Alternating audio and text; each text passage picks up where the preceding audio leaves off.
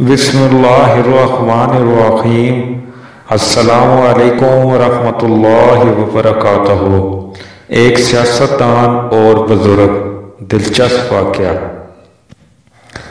एक सियासतदान वोट मांगने के लिए एक बूढ़े आदमी के पास गया और उन्हें 1000 रुपये पकड़ाते हुए कहा, बाबा जी इस बार वोट मुझे दें।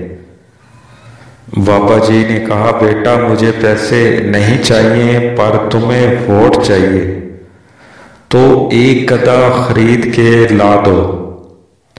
सियासतदान को वोट चाहिए था। वो गधा खरीदने निकला मगर कहीं भी 20,000 से कम कीमत कोई गधा नहीं मिला। तो वापस आकर बाबा जी से बोला, मुनासिब कीमत पर कोई गधा नहीं मिला। कम से कम 20,000 का गधा है, इसलिए मैं आपको गधा तो नहीं दे सकता पर 1000 रुपये दे सकता हूँ।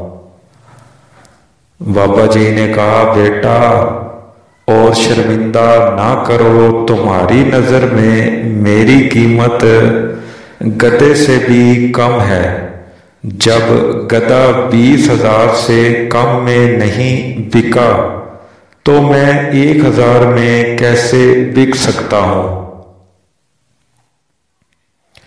दोस्तों, हमारी वीडियो अच्छी लगी हो तो हमारे YouTube चैनल को सब्सक्राइब कर लें, वीडियो को अपने दोस्तों के साथ शेयर कर दें।